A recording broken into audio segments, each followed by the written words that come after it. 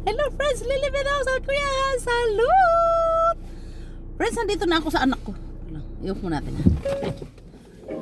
Friends, na-over na ba? Nandyan na yung karelibo niya friends. Nag-alba yung anak ko ditong bunso.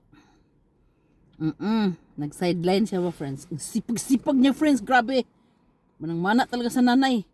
Lahat ng work ni work niya. Sabi ko na, if you want to be rich, do not be a worker, an employee. Be a businessman. Parang meron siyang nakikita sa sarili niya, ginuguni-guni yata niya eh. Na balang araw, yayaman siya. Yung anak kong bunso. Kasi marami daw siyang M sa palad niya. Ang sipag, grabe. Meron pa siyang wedding hall, meron pa siyang Yugiso, meron pa siyang 7-Eleven, meron pa siyang, ano ba? 11, meron pa siya doon. Ano pa yung doon na? Hindi ko alam kung ano yung isang tindahan doon eh. Yung bunso namin. At saka wala siyang tsatsungki, friends. Wala siyang, hindi siya masungit. Hindi niya naranasan yung katulad ng iba bang bata ba na ang sungit-sungit. Alam mo yun, tsatsungki tawag doon eh, sa Korea.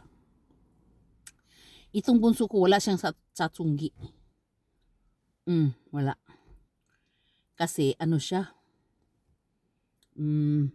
busy siya sa life niya.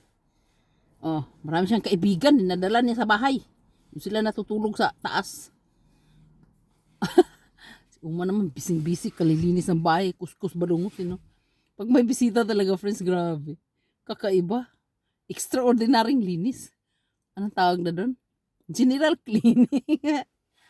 Siyempre, nakakahiya naman, di ba? Pero alam mo, friends, believe ako doon sa kaibigan ng mga anak ko. Ano sila? Hindi sila yung bata na uupo lang, titingin, hindi. Sabi ko na, bakit mo pinapahugas ng plato yung mga kaibigan mo? Sabi, hayaan mo Uma kasi gusto nilang maghugas ng plato eh. Naghuhugas sila ng plato, naglilinis. Pag kumakain sila doon, nililinis nila. High school na sila, no? Second year.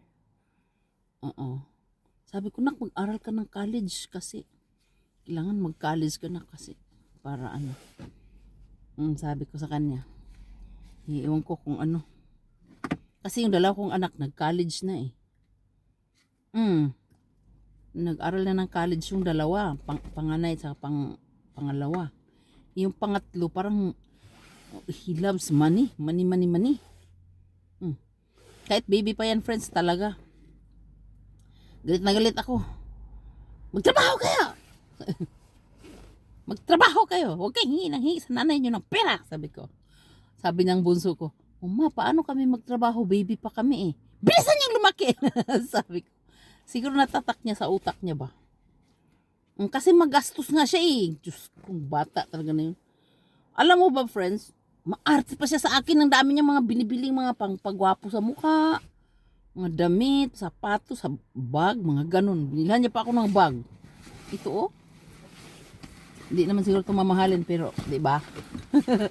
Hindi pa ako ng bag. May bitay-bitay pa, friends. Yung bunso ko ba, friends? Hinilhan pa niya ako ng bag. Di ba, kahit hindi naman mahal, siyempre, galing sa anak mo eh, pinagtatrabahoan niya. Parang nakakatuwa, di ba, no? Alam mo na. Masaya lang ako, friends. Nandito yung ating damit ng ating fire station, friends, ha?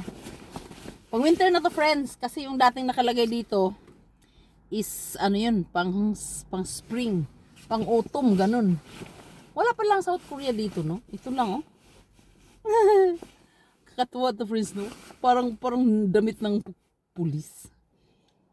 Alam mo what, friends, nung nabangga ako, nung nadisgrasya ako sa car ko, yung dati kong car Santa Fe, ito ang suot ko kasi meeting nga namin yun. Tapos dumungaw ba naman yung nakabangga. Kasi nag-emergency light naman ako, binangga niya ako talaga. Kasi may naghinto sa harapan ko. Siyempre, maghinto ako. Nabangga yung likod ko. Ang laki-laki ng car ko sa likod. Miyanggia! Umayog isa! Ang pagdungaw niya, friends, akala niya, pulis ako eh. Ito suot ko. Ang gwapo niya, friends, grabe. Teka lang. Igo.